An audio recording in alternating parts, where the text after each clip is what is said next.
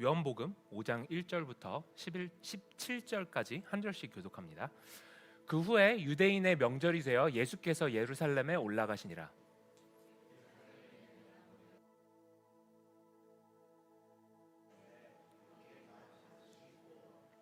그 안에 많은 병자, 맹인, 다리 저는 사람, 혈기 마른 사람들이 누워 물의 움직임을 기다리니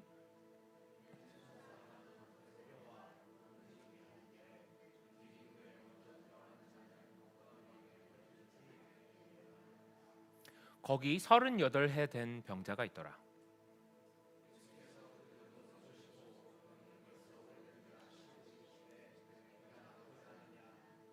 병자가 대답하되 주여 물이 움직일 때에 나를 못에 넣어주는 사람이 없어 내가 가는 동안에 다른 사람이 먼저 내려가나이다.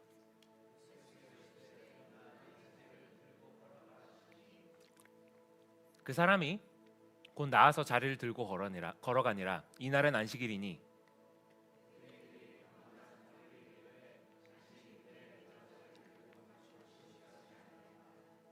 대답하되 나를 낫게 한 그가 자리를 들고 걸어가라 하더라 하니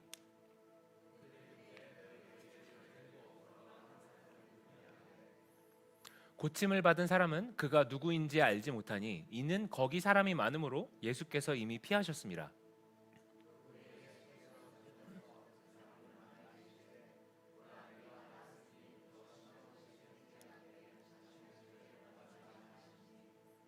그 사람이 유대인들에게 가서 자기를 고친 이는 예수라 하니라.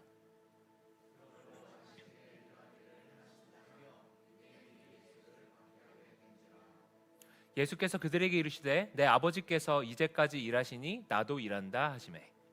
아멘. 한 군데 더 봅니다. 로마서 9장 15절 16절 한 절씩 교독합니다. 모세에게 이르시되 내가 긍휼히 여길 자를 긍휼히 여기고 불쌍히 여길 자를 불쌍히 여기리라 하셨으니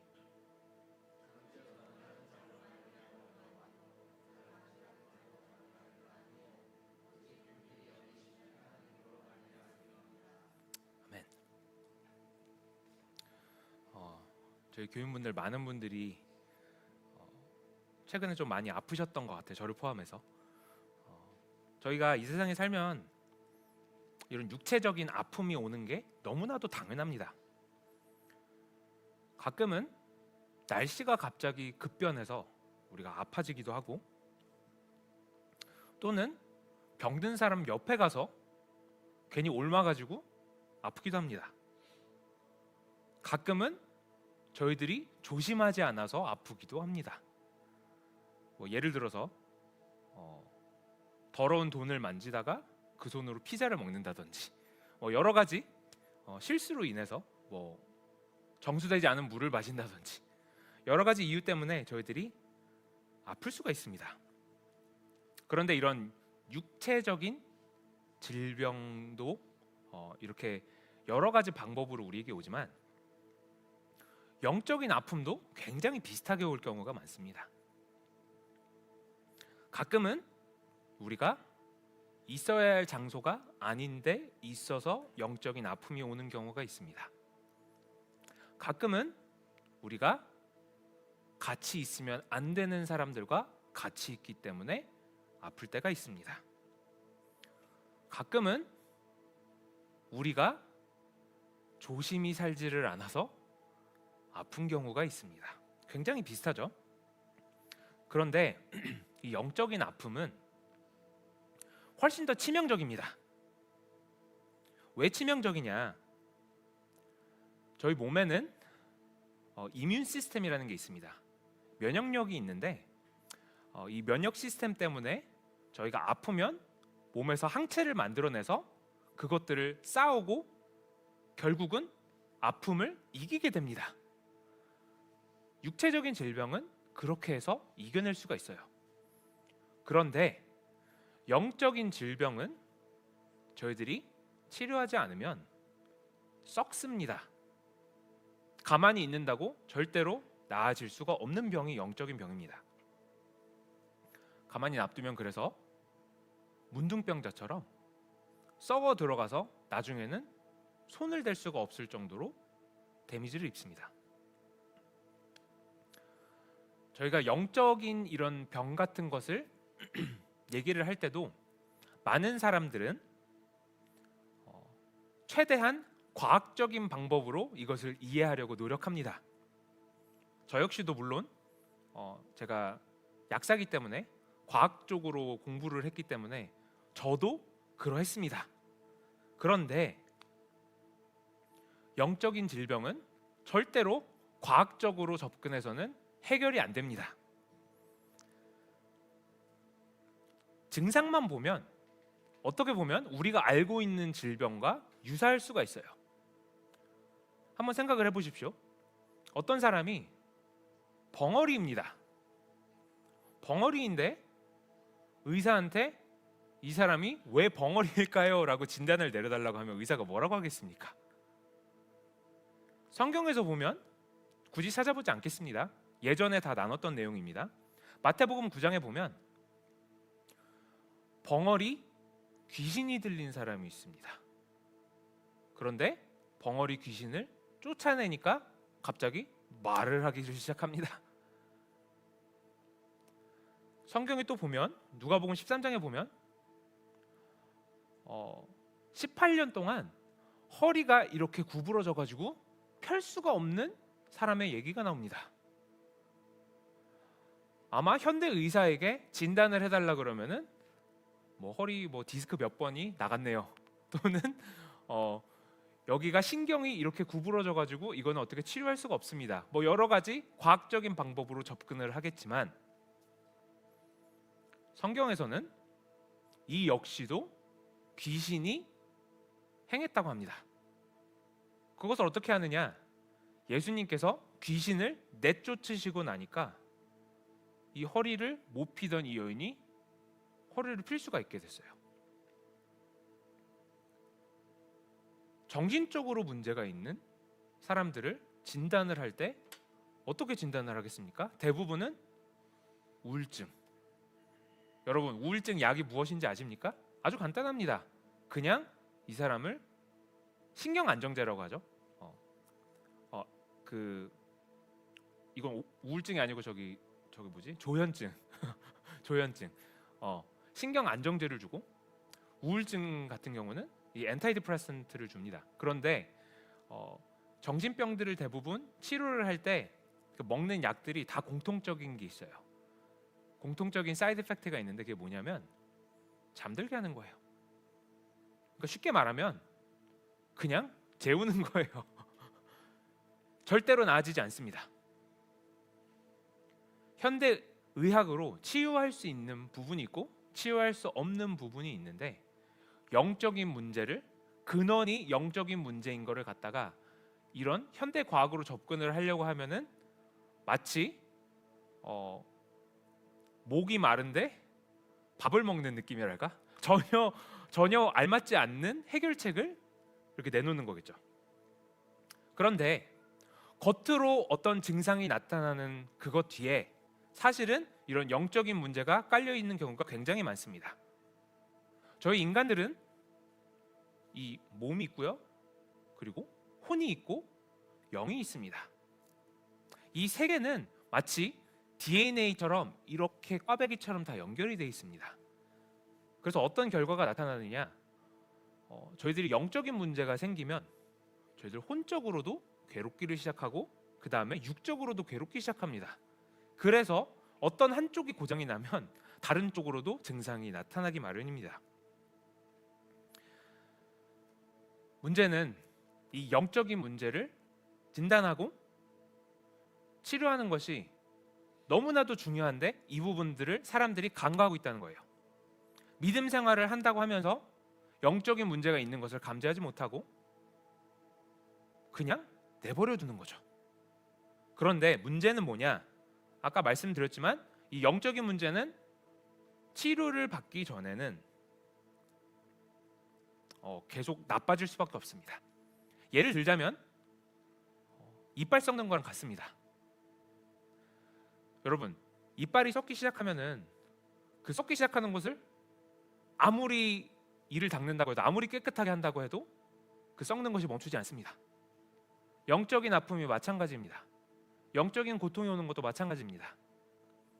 저희들의 믿음이 죽어갈 때, 영적인 처방이 없고 거기에 따른 저희들이 노력이 없으면, 영적으로 회복하려고 하는 노력이 없으면, 이 아픔에서 벗어나려고 하는 노력이 없으면 절대로 자동으로 나아질 수가 없습니다. 귀신의 역사에 대해서 몇 달 동안 얘기를 했기 때문에 자세하게 들어가지는 않겠습니다. 그러나 귀신이 역사하는 것에 대해서 중요한 건 몇 가지만 다시 말씀을 드리려고 합니다. 귀신이 역사를 할 때는요, 이것이 사람들이 대부분 많이 잘못 알고 계신 부분이 이 귀신 들린다라는 표현에서 오는데, 이게 마치 스위치처럼 켰다 껐다 약간 이렇게 생각하시는 분들이 있습니다. 또는 귀신이 들렸거나 안 들렸거나, 그러니까 기다 아니다 라고 생각하시는 분들이 많아요. 그러나 이 귀신 들린다고 한글로 표현된 이 단어를요, 원래 헬라어로 보면은 뜻이 이렇습니다. 뜻이 영어로 하면은 약간 demonization이라고 표현을 하겠습니다. 그게 뭐냐면, 뭐가 다르냐면, 귀신 안 들렸고 귀신 들렸고가 아니고, 귀신의 영향을 받지 않는 상태이고 귀신의 영향을 받는 이 영향력이 점점 커지는 겁니다. 그러니까 굳이 비교를 하자면 마치 색깔과 같습니다. 귀신의 영향을 받지 않는 것을 하얀색이라고 표현을 했을 때, 귀신의 영향을 엄청나게 많이 받는, 거의 몸까지 빼앗긴 정도로까지 영향을 받는 정도라고 하면, 무당 정도로 약간 그냥 신들림 내린 사람 정도까지 영향을 받는다고 하면 검정색이라고 표현을 한다면, 많은 사람들이 이 흰색과 검정색 사이에 있다는 거예요. 그래서 모든 사람들을 이 검정색으로 치부해도 안 됩니다.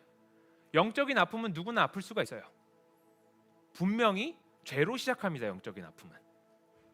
그런데 저희들이 제가 지금 이 말씀을 굳이 왜 드리냐면, 저희들이 영적인 아픔을 치료를 한다고 할 때, 이 아픔을 치료를 한다는 것은 이거 검정, 흰색 이게 아니기 때문에 생각보다 굉장히 많은 분들이 이 안에 있다는 거예요.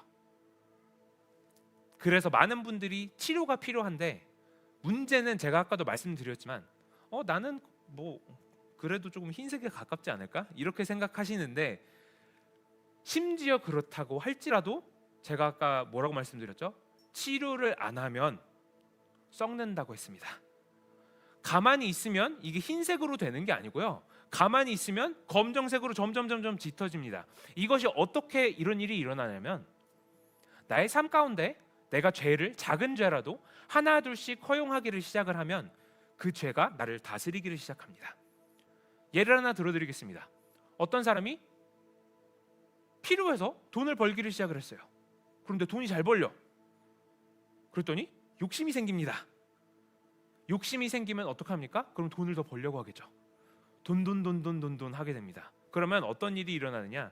처음에는 좋은 의도로 시작했던 일인데, 돈 하고 욕심을 내가 허용할 때부터 점점 까맣게 되는 거예요.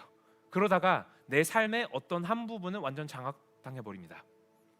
내 삶이 장악돼 버리면 어떤 일이 일어나냐면요, 그 부분에 관해서는 백전백패입니다. 영적인 공격이 왔을 때 더 이상 반항조차도 하지 못합니다. 이제는 사단의 밥이 돼 버립니다. 그 영역에 관해서는. 이것이 왜 위험하냐? 한 부분을 장악당하면 나머지 부분 장악당하는 것도 시간 문제이기 때문이에요. 또 뭐가 문제냐?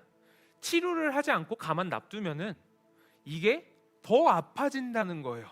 절대로 가만히 있는다고 나아지지 않는다는 거예요. 예배만 나온다고 나아지지 않습니다. 기도만 한다고 나아지지 않습니다. 그래서 저희는 조금 경각심을 가지고 심각하게 대할 필요가 있습니다. 또 하나 예를 들어드리겠습니다. 누군가와 가까운 사람과 싸움이 났다고 한번 쳐봅시다.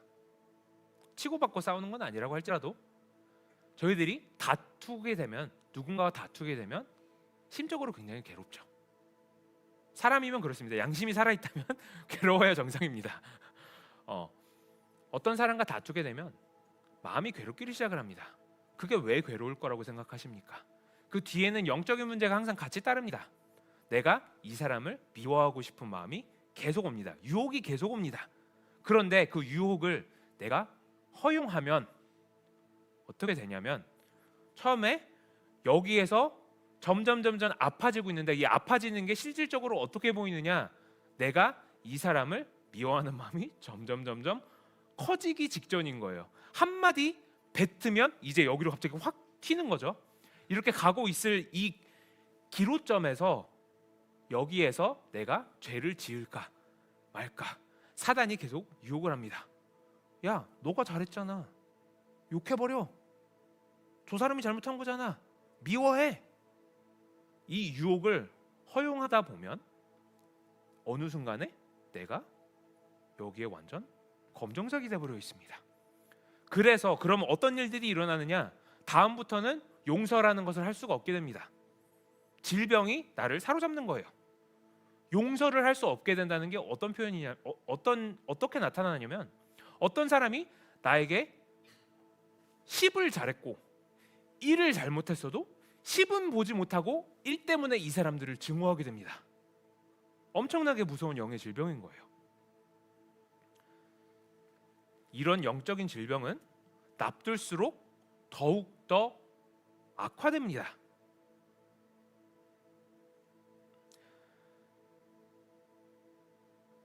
저희가 지금 제가 용서하는 것으로 예를 들었는데, 성경에 보면 저희들이 예배를 드리려고 하다가도 형제와 불화한 것이 생각이 나면 먼저 그것을 해결하고 오라고 합니다.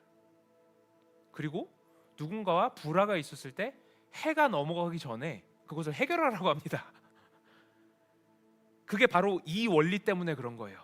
이것을 내가 해결하지 않고 한 이틀만 버텨야지, 내가 조금만 더 미워해야지, 내가 저 사람이 나한테 사과할 때까지 기다릴 거야, 이러고 있으면요, 허용하는 거예요. 그냥 알면서도, 안다고 해결이 되지 않습니다.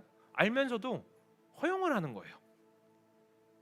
그러면 그 사이에 무슨 일들이 일어나느냐, 저희들의 눈에는 보이지 않지만 저희들이 그 내준 틈으로 인해서, 이것은 마치 저희들의 마음의 문을 죄한테 이렇게 열어주는 거예요. 자, 들어와. 그러면 귀신들이 그때 이렇게 틈탑니다. 그리고 나서 렌트 프리로 사는 거예요. 그냥 돈 내는 것도 없이 그냥 아이고 좋다 그냥 그러고 사는 거예요. 그리고 쫓겨나가기 전까지는 계속 있는 거예요. 그리고 계속 이 집을 망가뜨립니다. 하나님의 몸성전을 계속해서 망가뜨립니다. 그래서 더더욱 믿음으로 성장하지 못하게 됩니다. 이런 귀신들이 자리 잡으면 여러 가지 증상들이 나타납니다. 아까 예를 들었다시피 육체적인 고통으로 오는 경우도 있고요, 정신적인 고통으로 오는 경우도 있고요, 간질이 일어나는 경우도 있고요, 어떤 사람은 기절하기도 합니다. 운전하다가 의사들이 이유를 못 찾아요. 그런데 갑자기 기절해가지고 어디에다가 차를 박는다거나, 제가 일하는 곳에도 그런 분들이 한 2분이 계신데 참 여러 가지로 귀신이 역사할 수가 있습니다. 이 부분은 제가 예전에 다 나눴던 내용들이기 때문에 더 깊게 들어가지는 않겠습니다. 그런데 이 귀신들이 하는 일들이 우리 영적인 질병을 일으킨다는 거예요. 그리고 이 귀신들이 우리들의 신앙생활을 절대로 열매를 맺지 못하게 만듭니다. 그렇기 때문에 우리는 이것을 그냥 아무렇지도 않게 여기면 안 된다는 거예요. 귀신이 우리 안에 있으면요, 어떤 일들이 일어나느냐, 우리가 예배는 드릴지라도, 우리가 찬양은 할지라도, 저기 죄송한데 강 집사님 좀 깨워주세요. 네, 제가 망신 드리려고 하는 게 아니라 중요한 부분이기 때문에 제가 말씀을 드리는 겁니다. 귀신들이 저희 안에 있으면 이 신앙생활이 절대로 열매를 맺지 못합니다. 어떤 식으로 나타나느냐, 예배는 가지만 내 마음은 다른 곳에 가 있어. 찬양은 하지만 내 마음은 다른 곳에 가 있어. 말씀은 듣지만 말씀은 안 듣고 다른 생각을 하고 있어. 그게 내가 하려고 하는 게 아닌데도 그런 일들이 일어난다는 거예요. 그러면 여러분들 아셔야 합니다. 기침이 나오면, 콧물이 나오면, 아, 감기 걸렸구나, 우리 다 아시잖아요. 그리고서 감기약 드시려고 하잖아요. 그죠? 마찬가지로 내가 왜 예배만 드리려고 하면 집중을 못 하겠지? 내가 왜 기도만 하려고 그러면은 기도를 못하는 상황이 나오지? 내가 왜 하나님께 부르짖으려고만 하면 갑자기 무슨 일이 생기지? 여러분, 영적인 공격을 생각해 보셔야 합니다. 귀신이 우리 안에 있으면요, 하나님의 말씀을 가로채갑니다. 제일 먼저 하는 거는 교회를 못 나오게 해요. 여러분, 주일날마다 아프신 분들이 있습니다.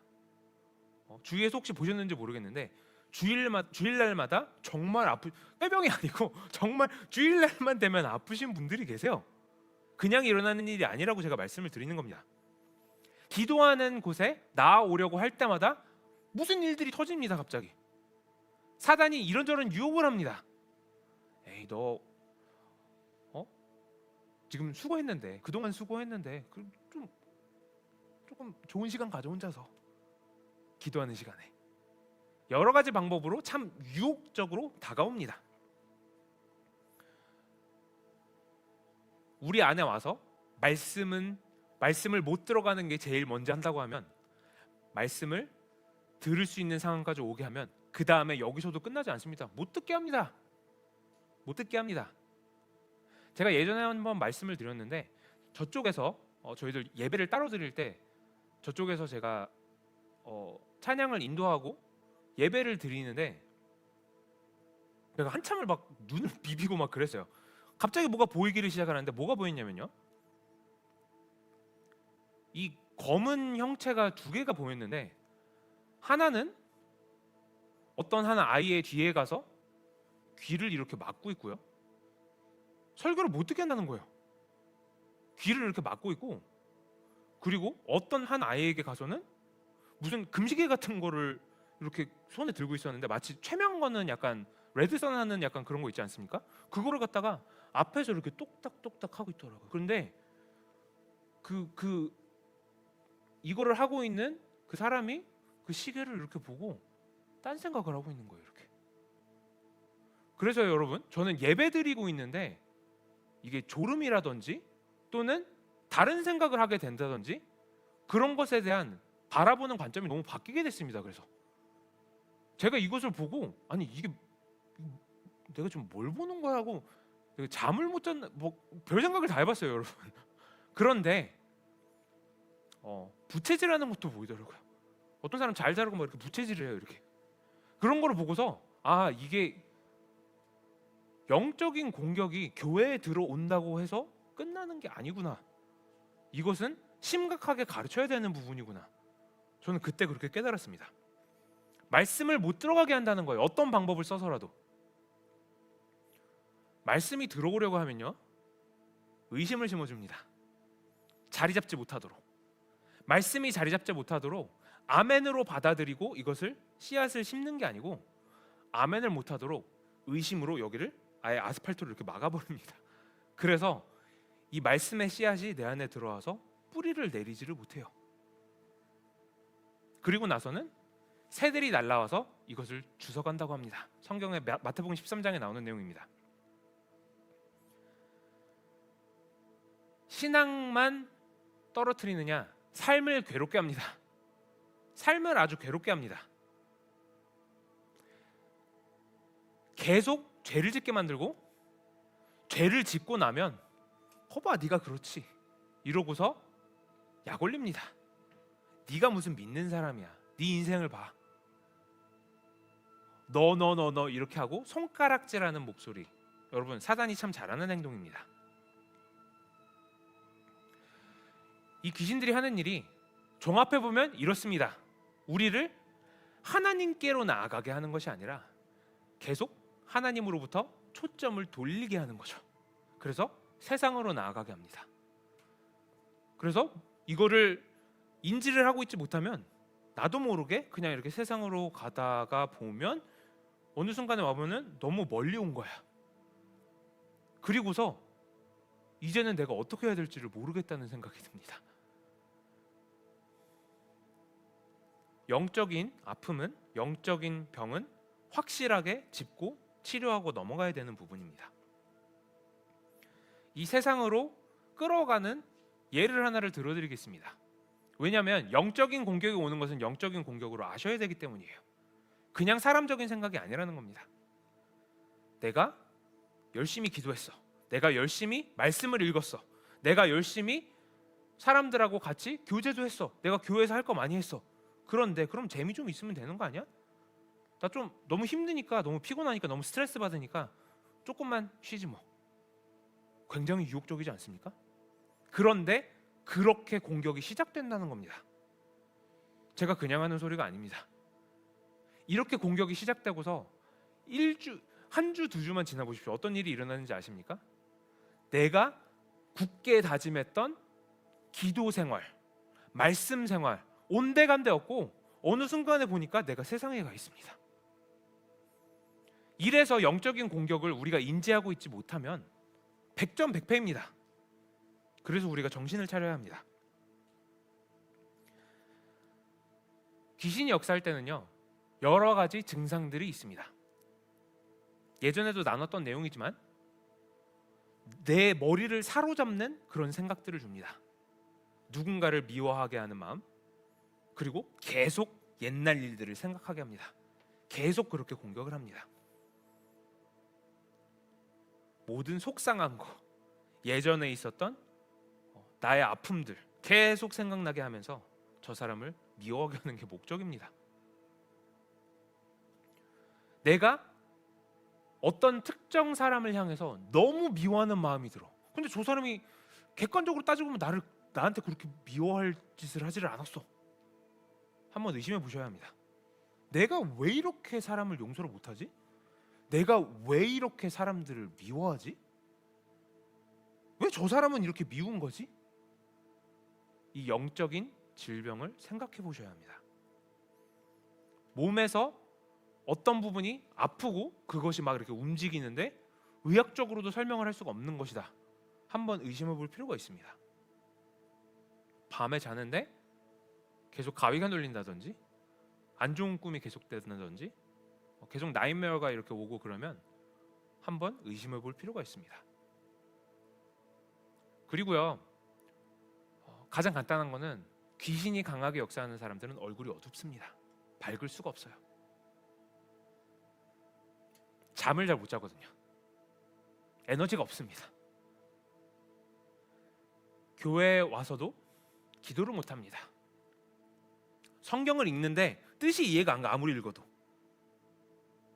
믿음으로 내가 선포하려고 하는데 읽히지가 않아. 귀신의 역사입니다. 성경을 읽으려고 하면 갑자기 의심이 솟구칩니다. 하나님이 진짜 그런 분이야? 나는 잘 모르겠는데. 항상 교회에 나올 날만 되면 아프게 되고,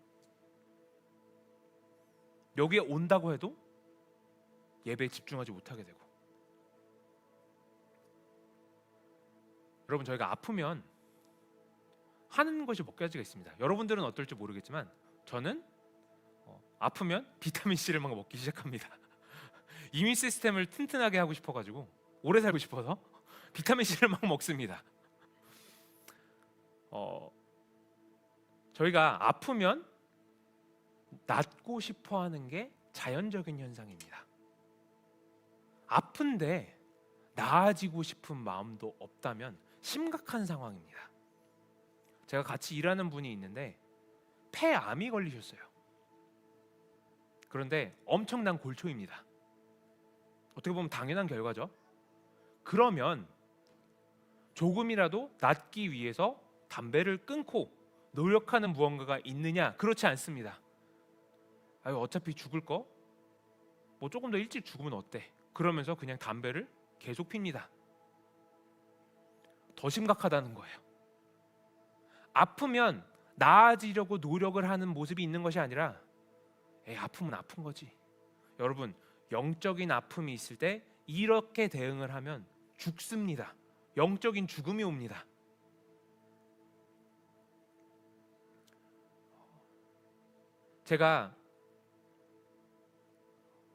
저는 작년 이 여름 때부터 그때부터 제 삶이 이렇게 전환이 되는 계기가 된 그런 일들이 몇 가지가 있었는데, 그 중에 하나가 귀신들이 역사하는 것이 보이게 되고 들리게 되고 느껴지게 됐습니다. 제가 원해서 그렇게 된 게 아니에요. 어느 순간부터 갑자기 그냥 하나님이 이렇게 하셨어요. 새벽에도 제가 잠을 못 자고 계속해서 깼습니다. 근데 그러다 보니까 아픈 분들이 너무 많이 보이는 거예요. 아픈 분들이 너무 많이 보이는데 인정하지 못합니다. 처음에는요, 제가 아픈 분들을 찾아가서 어떻게 해서든 설득을 해보려고 했어요. 저기 그대로 계시면 안 됩니다. 그런데요, 제가 하나님한테 얼마나 울면서 기도를 했는지 몰라요. 하나님이 치료해 주실 게 아니면 이거 뭐 어떡하라는 거예요? 여러분, 이게 뭐 좋고 자랑할 문제가 아니고요. 얼마나 괴로운지 아십니까? 사람들이 무엇 때문에 아픈 것이 뻔히 보이는데 말하지도 못하고 하나님이 어떻게 하라고 하시지도 않아요. 그럼 어떻게 해야 됩니까? 하나님한테 제가 얼마나 항의를 했는지 모릅니다. 하나님 어쩌라는 거예요 도대체? 제가 얼마나 울면서 부르짖는지 몰라요. 그러던 어느 날 하나님이 저한테 이렇게 말씀을 하셨습니다. 나는 그들이 나에게 오면 당장이라도 치료할 거다. 다른 말로 하자면 하나님께로 나오지 않는다는 거예요. 영어에 이런 말이 있습니다. You can only bring a horse to the water, but you can't make it drink it. 그러니까 말을 갖다가 우물가에 데려다 줄 수는 있어도 물을 마시기는 못한다는 거예요. 제가 할 수 있는 것도 가이드밖에 안 됩니다.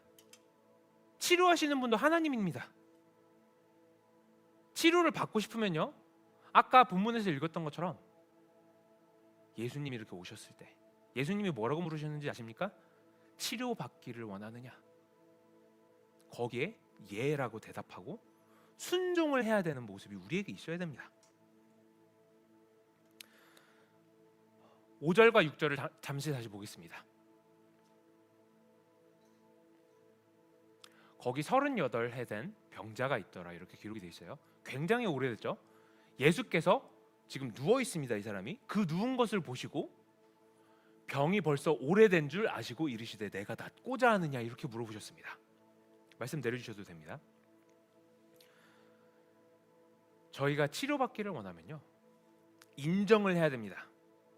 저희가 치료받기를 원하면요, 예수님께 간절히 구해야 합니다. 그냥 구하는 게 아니에요. 간절히 구해야 합니다. 여러분, 이 사람이 38년 동안 아팠던 사람입니다. 그런데 이 베데스다 연못에서 매년 기다리는 거예요. 이번에는 어떻게 내가 좀 치료되지 않을까? 이번에는 어떻게 좀 내가 치료되지 않을까? 간절함이 있어야 됩니다.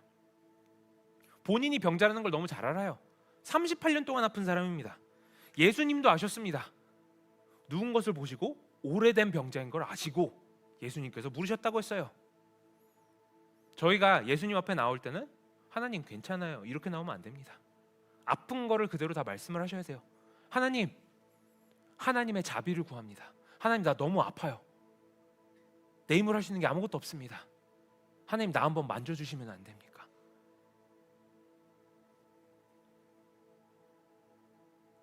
우리가 치과 의사한테 간다고 할 때 다들 이빨 닦고 가시죠. 그런데 치과 의사는 다 압니다. 가면 입을 딱 들여다보면은 이 사람 원래 이빨 안 닦는 사람이었구나.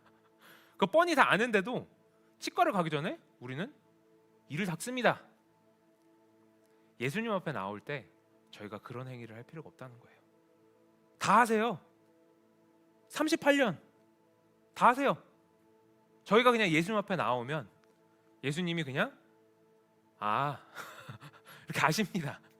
저희가 인정을 안 하고 저희가 아무리 묻으려고 하고 저희들이 아무리 예수님한테 나 이런 사람 아니에요 이러고 싶어도 예수님 딱 보시면 다 아신다는 거예요. 저희들의 아픔을 인정하고 예수님 앞에 나와야 됩니다. 6절 7절을 봅니다. 예수님께서 이 누운 것을 보시고 내가 낫고자 하느냐 이렇게 물어보십니다. 이제 7절을 봅니다. 병자가 대답하되 주여 물이 움직일 때 나를 못에 넣어주는 사람이 없어. 내가 가는 동안에 다른 사람이 먼저 내려가나이다. 자, 아까 4절에 나왔지만 이 베데스다 연못에 뭔가 이런 물의 움직임이 있을 때, 천사가 물의 움직임을 이렇게 만들 때 그때 들어가는 사람이 회복이 된다고 했습니다. 그래서 모두가 들어가고 싶어 하는데 이 사람은 38년 동안 거기 들어가지를 못하는 거예요. 그러다 보니까 어떻게 됐느냐? 들어 눕습니다. 이게 어떤 모습인지 아십니까? 나는 아파. 너무 아픈데 너무 아파서 어떻게 해서든 치료를 받고 싶은데, 그런데 이제는 저기까지 갈 힘이 없어. 이번에도 다른 사람들이 다 내려가겠지. 먼저 나를 데려다 주는 사람은 아무도 없겠지. 그러니까 이 사람이 어떻게 있습니까? 누워 있습니다. 예수님께서 이 사람을 찾았을 때 이 사람이 누워 있었어요. 이제는 더 이상 시도하고 싶지도 않다는 거예요. 나 뭐 평생을 이렇게 살았는데, 평생을 이렇게 살았는데 내가 뭐 치료는 무슨, 그냥 좋은 게 좋은 거지. 그냥 이대로 살지 뭐. 아마 이 사람도 젊었을 때는 어떻게 해서든 저기에 들어가려고 막 했을 거예요. 이 사람이 정말 치료받고 싶다면 여러분 생각해 보십시오. 소리를 지르고 난리 나지 않겠습니까? 어떻게 해서든 그 자리까지 갔잖아요. 그러면 누군가에게 도움을 청하지 않겠습니까? 그런데 이 사람은 그냥 누워 있었다는 거예요. 여러분, 그냥 누워 있는 것은요, 인내가 아닙니다. 그냥 누워 있는 것은 게으른 것입니다. 저희가 두 가지를 구분할 수가 있어야 돼요. 저희가 영적인 게으름 속에 있으면 안 됩니다. 저희 안에 영적인 문제가 있다는 것이 판단이 됐을 때 어떻게 해서든 하나님께로 나아가야 됩니다.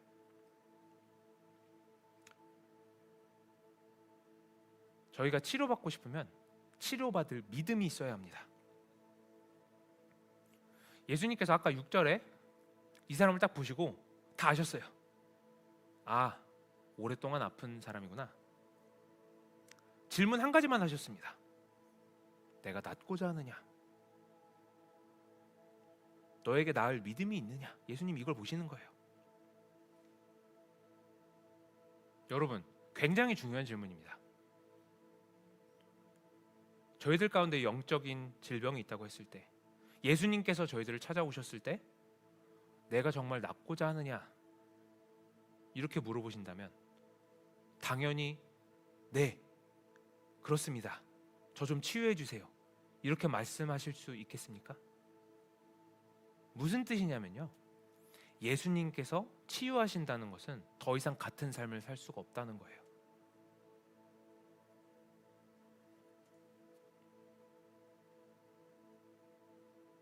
내가 단지 이 육체적인 질병만 해결하기를 원하는지, 예수님께서는 이 아픈 사람의 육적인 문제, 혼적인 문제, 영적인 문제 전체를 다 해결해 주시기를 원하셨습니다. 내가 낫고자 하느냐? 이 사람은 육적인 부분만 낫고자 했을지도 몰라요. 38년 동안 질문을 잘못 던지고 있었을지도 몰라요. 나 너무 치료받고 싶습니다. 육적인 것만, 이 부분만. 여러분, 예수님께서 내가 치료받기를 원하느냐? 라고 물어보셨을 때는 우리가 진실하게 대답할 수 있어야 합니다. 우리가 진실하게 하나님, 내가 이것 때문에 아직은 하나님한테 완전히 올인하기는 싫어요. 예수님이 그러면 그 사람은 건너뛰시겠죠. 베데스다 연못에 병자들이 얼마나 많았는지 아십니까? 이 한 사람만 치료받았습니다. 치유를 받으면 어떻게 해야 되느냐? 8절부터 11절을 다시 한번 봅니다. 예수께서 이르시되 내 자리를 들고 걸어가라 하시니 그 사람이 곧 나아서 자리를 들고 걸어가니라. 이날은 안식일이니 유대인들이 병 나은 사람에게 이르되 안식일인데 내가 자리를 들고 가는 것이 옳지 아니하니라. 대답하되 나를 낫게 한 그가 자리를 들고 걸어가라 하더라 하니. 네, 여기까지만 봅니다. 예수님께서 명령을 하세요. 치료받기를 원하느냐? 대답이 나오니까 그래? 그러면 치료해 줄게 하고 예수님 그냥 가시지 않았습니다. 예수님께서 일어서서 자리를 들고 걸어라 명령을 하십니다. 세상은요 우리한테 들어 누우라 그래요. 좋은 게 좋지, 그냥 그대로 있어. 그런데 예수님은요 우리의 믿음이 수동적인 것을 절대로 허용치 않으십니다. 미지근한 믿음은 예수님께서 허용치 않으십니다. 이 사람은 그냥 누워 있었어요. 거기에는 엄청나게 많은 사람들이 있었습니다. 장님도 있었고요, 다리를 저는 자도 있었고요, 온몸이 마비가 된 사람들도 있었고요. 모두가 기다리고만 있었어요. 기다리고만 있었어요. 수동적이었습니다. 뭘 기다렸느냐? 이 물이 어떻게 되기를. 이것만 기다리고 있었어요. 이 사람들이, 이 병자들은. 병자들이니까 수동적이라는 겁니다. 예수님께서 이 사람에게 오셔서 일어나 걸으라, 자리를 들고 걸어라.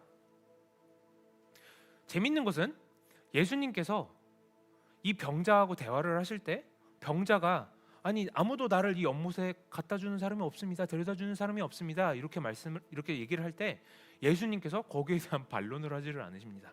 그래? 그럼 내가 들어다가 너 저기다 내려다 줄게. 내가 내 제자들 시켜가지고 너 여기 이렇게 할 테니까 너 저기 이렇게 있어. 뭐 이런 말씀을 하지를 않으십니다. 그냥 명령을 하십니다. Rise, take up your bed and walk. 일어서서 네 자리를 들고 걸어가. 이 자리를 들고 일어난다는 것에 굉장히 큰 의미가 있습니다. 그냥 일어서서 걸으라가 아니에요. 일어서서 내가 누워있던 그 자리를 들고 걸어라 이거예요. 왜? 더 이상 너가 누워있었던 그 자리는 네가 있을 자리가 아니니까. 우리가 예수님한테 치료받으면요 더 이상 우리가 있을 자리가 거기가 아닙니다. 이제는 치유받은 사람처럼 살아라 이거예요. 내가 치유할 테니 믿음으로 자리를 들고 일어나서 걸어. 재밌는 것은요, 지금 이 사람이 성경에서 우리가 쭉 읽었지만 계속 병자라는 표현으로 나옵니다. 병자. 그런데 10절을 잠깐 봅니다. 10절에 보니까 유대인들이 병 나은 사람에게 이르되, 이제는 병 나은 사람으로 나옵니다. 그 다음부터는, 그 전에는 누워서 그 자리에 스톡된 그 사람은 병든 사람이라고 나오는데, 병자라고 나오는데, 자리를 들고 일어나서부터는 이제는 병 나은 사람이라고 나옵니다. 우리는 다 병 나은 사람이 되어야 됩니다. 예수님께 치료받고, 하나님 내가 이렇게 아픕니다, 내 상황이 이렇습니다, 하나님 내가 정말 온전히 주님만을 섬기고 싶습니다, 온전히 주님 앞에 고하고 치료받으신 후에 자리를 들고 일어나서 이제는 예수님을 따라가셔야 됩니다.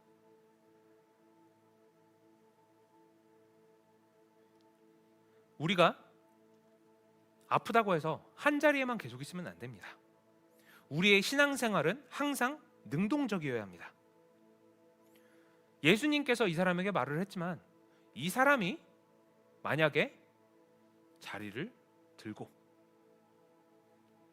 걸어가지를 않았으면 이 사람이 과연 치유가 됐을까요? 저는 아니라고 생각합니다.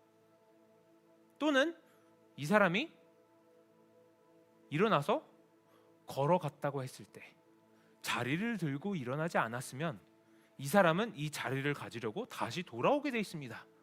그럼 어떻게 되겠습니까? 다시 들어눕습니다. 치료된다고 해서 그 치료가 한 번 치료하고 끝나는 게 아니라는 거예요. 여러분, 우리 몸도 똑같습니다. 사람이 아팠다가 나아진다고 해서 다시 아프지 않는다는 법이 없습니다. 영적인 아픔도 마찬가지입니다. 그래서 우리는 믿음에 있어서는 항상 능동적인 자세를 가져야 합니다. 10절을 다시 한번 봅니다. 유대인들이 병 나은 사람에게 이르되 안식일인데 내가 자리를 들고 가는 것이 옳지 아니하니라. 여러분, 사단의 세력들이 원하는 게 뭔지 아십니까? 너 자리 거기 딱 놔. 어딜 갈라 그래? 사단이 하는 일은요, 묶어두려고 합니다. 죄의 자리에 묶어두려고 합니다. 너는 병자야. 너는 내 거야. 너는 계속 죄에 매여 있어야 돼. 어딜 갈라 그래? 잠깐 가도 좋아. 바로도 똑같습니다. 너네들 하나님을 예배한다고? 그래, 그러면은 조금만 가. 아니야, 멀리 가야 돼? 그래, 그럼 너네 애들 납두고 가. 가축들 납두고 가. 다시 돌아오라 이거예요. 그 자리로 돌아오라 이거예요. 그 사단의 속삭임에 넘어가면 안 됩니다. 우리가 치유를 받으려면 이 유대인들의 목소리에 집중하는 것이 아니라, 지금 제가 유대인들이라고 얘기를 했지만 사단의 세력들을 얘기를 하는 겁니다. 우리를 죄에 묶어두려고 하는 이 세력들의 음성을 듣는 것이 아니라 자리를 들고 걸어서 일어나라는 예수님의 음성을 들어야 합니다. 우리가 치유가 되면 어떤 일이 일어나느냐? 새 삶을 살게 됩니다. 내가 노력하는 게 아니에요. 새 삶을 살게 됩니다. 자연적으로 일어나는 거예요. 어린아이가 밥을 먹고 쑥쑥 크는 것처럼 자연적으로 치유가 되면 새 삶을 살게 됩니다. 예수님께서 치유를 하시면 더 이상 이 죄를 대하는 것이 예전과는 다릅니다. 죄를 더러운 오물처럼 여깁니다. 너무 싫어합니다. 예수님께서 끝부분에 뭐라고 말씀을 하시냐면 저희들 12절부터 14절 한번 읽습니다. 그들이 묻되 너에게 자리를 그가 누구인지 알지 못하니 이는 거기 잘 보세요. 더 심한 것이 생기지 않게 다시는 뭐라고요? 죄를 범하지 말라 하시니. 네. 죄를 범하지 말라고 하십니다. 예수님을 만나고 나면 죄를 향하는 태도가 달라지는 게 당연합니다. 그렇지 않으면 어떤 일이 일어나느냐? 이 영적인 질병에 또 휩싸이게 됩니다. 그리고 그때는요, 치유가 되고 나서 영적인 아픔이 다시 오게 되면 그때는 훨씬 더 아프게 됩니다. 이 병자는요, 병자일 때 예수님을 몰랐어요. 예수님께서 치유를 해주셨는데 그가 누군지 몰랐습니다. 유대인들이 그래서 물어봤는데 널 치유한 사람이 누구냐 그랬는데 모르겠는데요? 이랬습니다. 그런데 치유받고 나서 성전에 갔더니 예수님을 만나게 됩니다. 그리고 예수님께서 좀 전에 봤던 말씀처럼 더 이상 죄짓지 마 라고 말씀하십니다. 그리고 나서 이분이 예수님이다. 유대인들에게 가서 증거합니다. 그분이 예수였다. 우리가 치유받으면요, 예수님을 알게 된다는 거예요. 그전에는 정말 예수님이 누구인지 모릅니다. 그전에는 치유의 하나님이 어떤 뜻인지 나에게는 그냥 컨셉트일 뿐입니다. 그러나 내가 영적인 질병에서 벗어났을 때, 하나님께서 나를 자유케 하셨을 때, 그때 치유의 하나님을 정말 알게 됩니다. 이 사람도 그랬어요. 그가 누구인지 몰랐는데 성전에 갔더니 이제 예수님인 걸 안 거예요. 예수님이 예전에는 남이었는데 나는 누군지도 모르는데 이 사람이 와가지고 갑자기 나보고 걸으래 이렇게 얘기했던 남이었는데 이제는 나의 구주가 됩니다. 하나님께서는 오늘도 일하고 계십니다. 오늘도 우리를 치유하기를 원하십니다. 치유를 받기를 원하면 우리가 아픈 것을, 우리의 영적인 아픔, 우리의 죄 지은 것들 하나님 앞에 다 내놓으셔야 합니다. 그리고 하나님 앞에 간구하셔야 됩니다. 하나님, 나에게 자비를 베푸소서. 내가 주님의 손길을 원합니다. 주님의 치유의 손길을 원합니다. 치유를 받으려면 믿음이 있어야 합니다. 그런데 큰 믿음이 필요한 게 아니에요. 여러분, 이 38년 동안 자리에 누워 있었던 이 병자가 믿음이 얼마나 컸을까요? 의심하는 것 괜찮습니다. 괜찮은데 의심이 마지막 앤서이면 안 됩니다. 우리의 마지막 답이 의심이 아니면 됩니다. 의심하는 거는 괜찮아요. 그런데 마지막까지 의심하면 안 됩니다. 마지막에는 주여 믿습니다. 주여 믿습니다. 이게 나의 마지막 대답이어야 되는 거예요. 신약에 보면 귀신에 들려서 괴로워하고 있는 아들을 가진 아버지가 예수님 앞에 와서 무릎 꿇고 울부짖습니다. 치료해달라고. 예수님이 내가 치료할 것을 믿느냐? 이 아버지가 이렇게 대답합니다. I believe, help my unbelief. 무슨 뜻이냐? 믿습니다. 믿고 싶습니다. 나의 믿음 없음을 도와주시옵소서. 예수님께 이렇게 말합니다. 의심하는 것까지는 괜찮다 이거예요. 그러나 예수님께 구하라는 거예요. 예수님, 나 정말 믿고 싶어요. 믿고 싶어요. 근데 안 믿어져요. 나 좀 도와주세요. 하나님 앞에 울부짖음이 있어야 된다고요. 간절함이 있어야 된다고요. 우리가 치유받기를 원하면 수동적인 믿음에서 이제는 자리를 들고 일어나서 걸을 수 있는 능동적인 믿음이 있어야 합니다. 세상은 우리를 묶어두고 싶어 해요. 그런데 우리는 예수님의 음성을 들어야 합니다. 자리를 들고 일어나셔야 합니다. 그래서 오늘 우리 기도하실 때 하나님께 이렇게 구하시면 좋을 것 같습니다.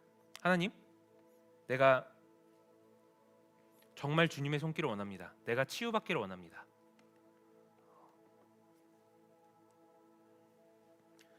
하나님, 내가 여러 가지 문제가 있는데 하나님 다 아시죠? 주님께서 나를 만져주시기를 원합니다. 주님 앞에 솔직하게 나오세요. 솔직하게 나오세요. 하나님 앞에 숨길 거 하나도 없습니다. 하나님 다 아세요. 하나님이 모르시는 게 어디 있습니까? 다 아시는 하나님이고 자비로우신 하나님입니다. 하나님께서 요구하시는 건 단 하나예요. 나에게 나아오겠니? 베데스다 연못에서 한 사람만 치유받았습니다.